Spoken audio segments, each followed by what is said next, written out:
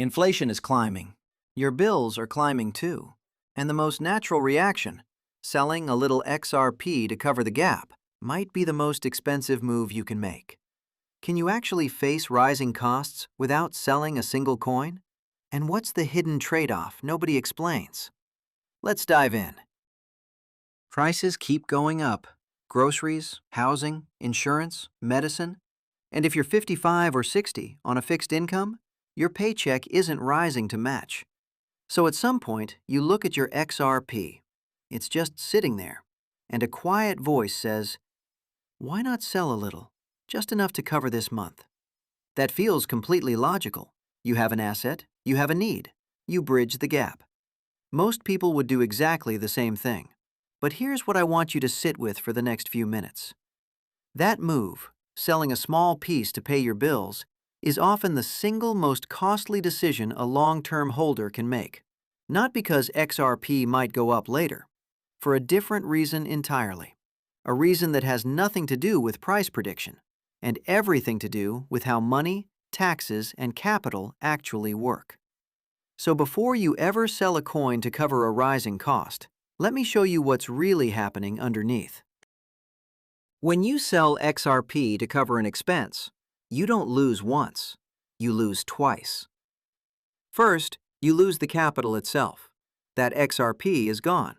It's no longer working for you. It can no longer grow, generate yield, or be borrowed against. You converted a long-term asset into a short-term grocery run. But second, and this is the part that stings, you trigger a tax event. In the United States, the IRS treats crypto as property. That comes straight from IRS Notice 2014-21.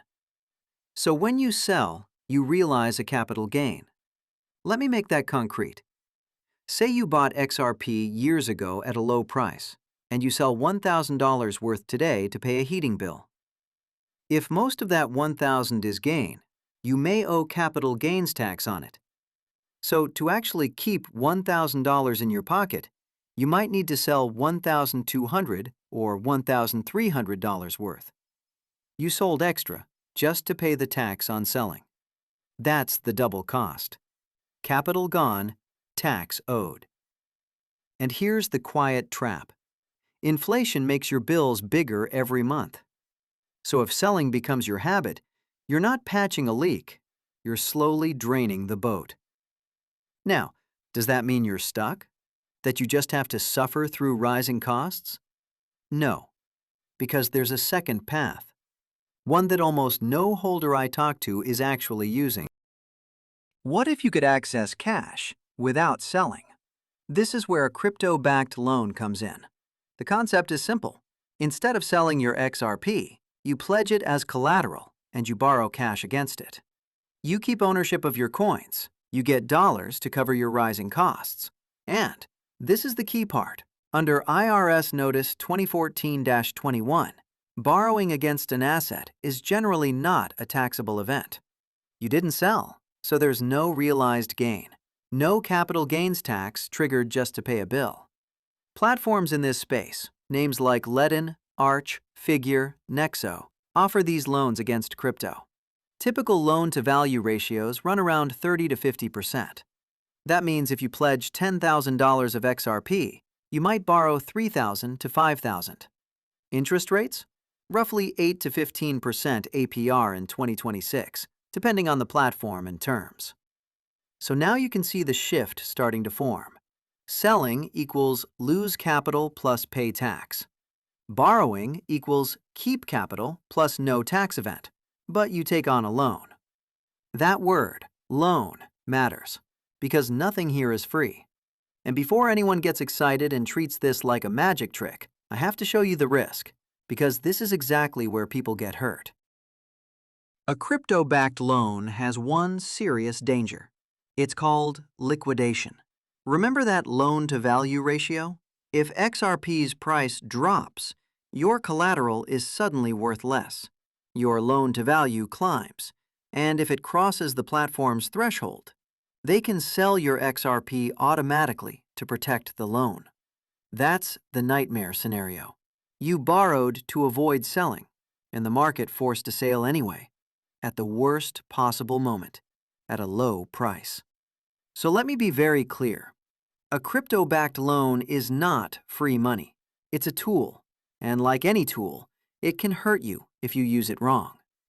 The way people manage this risk is by borrowing conservatively, pledging more collateral than the minimum, keeping the loan-to-value low, well below the liquidation line, so a price dip doesn't wipe them out.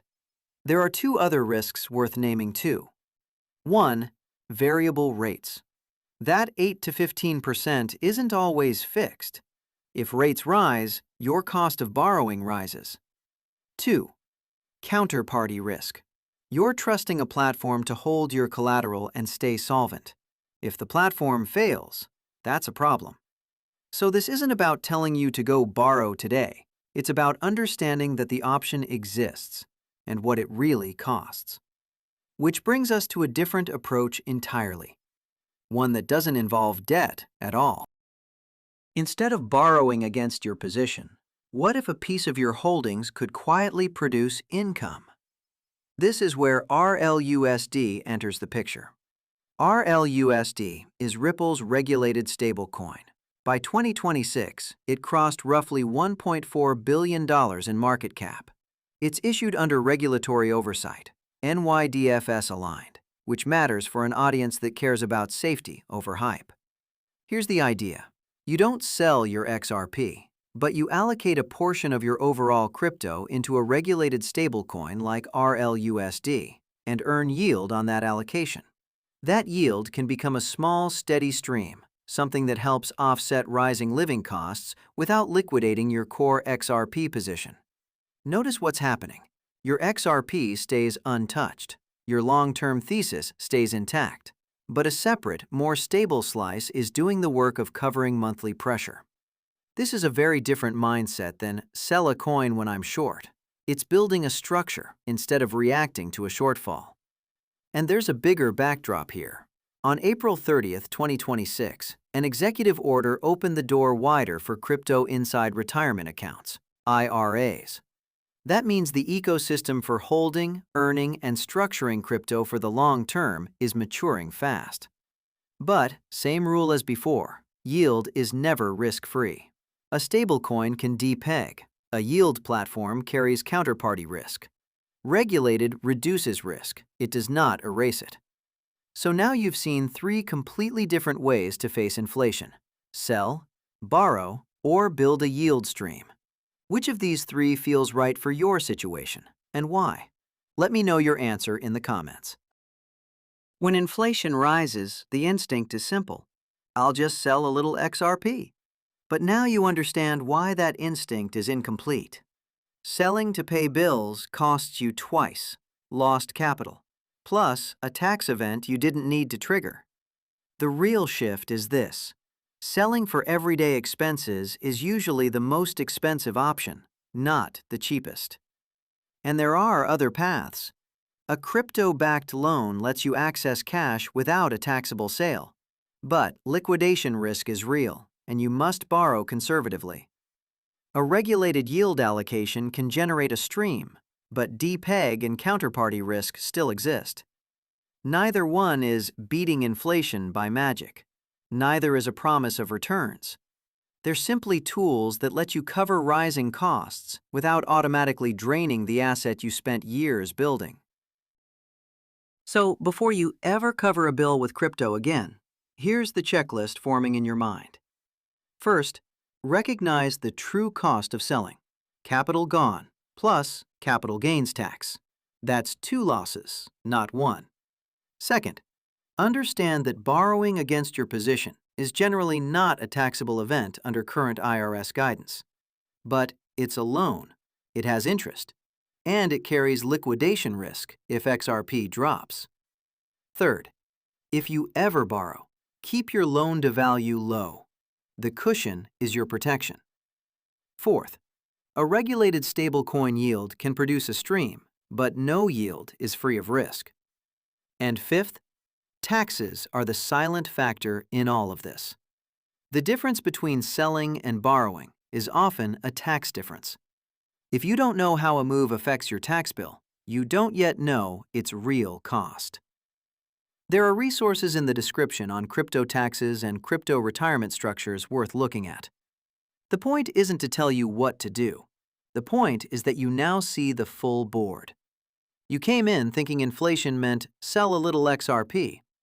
You're leaving knowing that's just one option, and often the costliest one. The holders who handle rising costs well aren't the ones who react fastest. They're the ones who understood the trade-offs before the pressure hit.